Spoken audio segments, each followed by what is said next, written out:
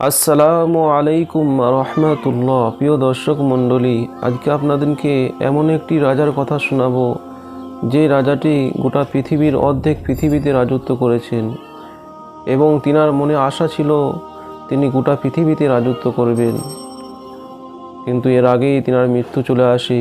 আর এই মৃত্যুশয্যায় শায়িত হয়ে গোটা পৃথিবীর মানুষকে তিনটা শিক্ষা দিয়ে গিয়েছেন। আজকে সেই তিনটে শিক্ষা সম্পর্কে আপনাদের সম্মুখে আলোচনা করা হবে। এই জন্য ভিডিওটা দেখুন, তাহলে ইনশাল্লাহ আপনাদের অনেক কাজে আসবে। তাহলে চলুন কথা না বাড়িয়ে সেই তিনটে শিক্ষা কী কী আমরা একটু জেনে আসি। আজ থেকে কয়েকশো বছর পূর্বে এই পৃথিবীতে একটা রাজা ছিলেন, যিনার নাম ছিল আলেকজান্ডার দ্য গ্রেট। এই আলেকজান্ডার দ্য গ্রেট তিনি এত বড় রাজা ছিলেন, তিনার গায়ে এত ক্ষমতা ছিল, একসাথে 100 জন যদি তিনার সাথে মোকাবেলা করতে আসতেন তাহলে তিনি সকলকেই পরাজিত করে দিতেন।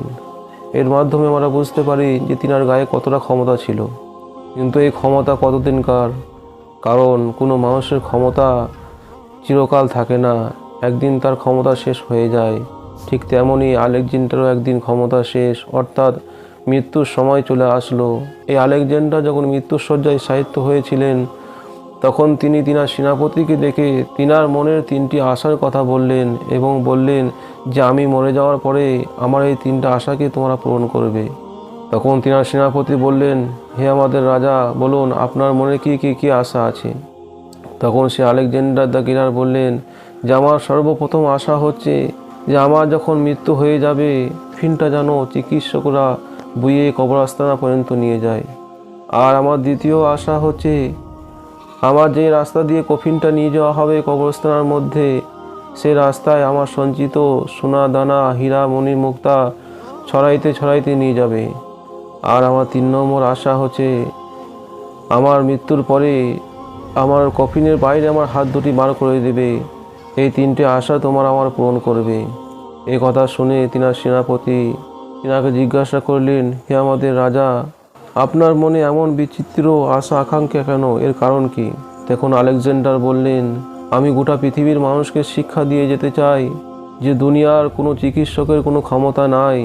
আজকে যাদিনকে আমরা ভরসা করি যে এমক ডাক্তার কিছু করতে পারে, এমক কবিরাজ কিছু করতে পারে, হয়তো এখানে গেলে সুস্থ হয়ে যাব বা এখানে গেলে আমার মৃত্যু আসবে না, এটা হচ্ছে একটা ভুল ধারণা।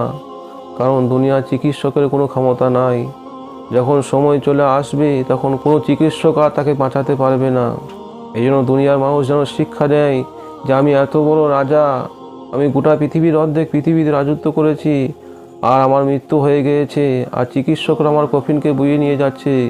যদি এদের কোনো ক্ষমতা থাকতো তাহলে এরা আমাকে বাঁচিয়ে নিত, আমার কফিন বইয়ে কবর আস্তানা পর্যন্ত নিয়ে যেত না। এটা আমি গোটা পৃথিবীর মানুষকে শিক্ষা দিতে চাই। এ কথা শুনে তিনার সেনাপতি বললেন, তাহলে আপনার দ্বিতীয় আশা আকাঙ্ক্ষার কারণ কি? আপনার কফিন যে রাস্তা দিয়ে নিয়ে যাওয়া হবে সেই রাস্তা দিয়ে কেন হীরা মণি মুক্তা সোনা রূপা ছিটাইতে যাওয়া হবে, এর কারণ কি? তখন আলেকজান্ডার বললেন, আমি এর থেকে পৃথিবীর মানুষকে শিক্ষা দিতে চাই যাতে করে পৃথিবীর মানুষরা কোনো অন্যায়ভাবে মানুষের উপর অত্যাচার করে জুলুম করে যেন নিজের মাল সম্পদকে অর্জন না করে, কারণ এই মাল সম্পদের কিছুই নিজের সাথে করে নিয়ে যেতে পারবে না। এই কথা শোনার পরে আবারও তিনার সেনাপতি জিজ্ঞাসা করলেন যে হে আমাদের রাজা, আপনার তৃতীয় ইচ্ছার কারণ কি? তখন আলেকজান্ডার বললেন যে আমার তৃতীয় ইচ্ছার এই কারণ এটাই, আমি এটাও পৃথিবীর মানুষকে শিক্ষা দিতে চাই যে আমি এত বড় রাজা, যে রাজা গোটা দুনিয়ার অর্ধেক রাজত্ব করেছে, সেরকম একটা রাজা মারা যাচ্ছে আর খালি হাতে যাচ্ছে, হাতে করে কিছুই নিয়ে যেতে পারছে না। অর্থাৎ এ থেকে যেন মানুষ শিক্ষা নিতে পারে যে আমরা এই পৃথিবীতে এসেছি খালি হাতে, আর এই পৃথিবী ছেড়ে যখন চলে যাব তখন আমাদের খালি হাতেই যেতে হবে, আমরা কিছুই নিয়ে যেতে পারবো না কো। এটা আমি পৃথিবীর মানুষকে শিক্ষা দিতে চাই।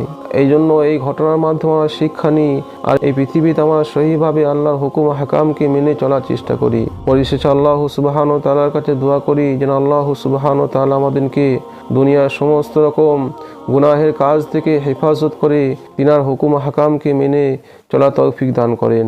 আমিন।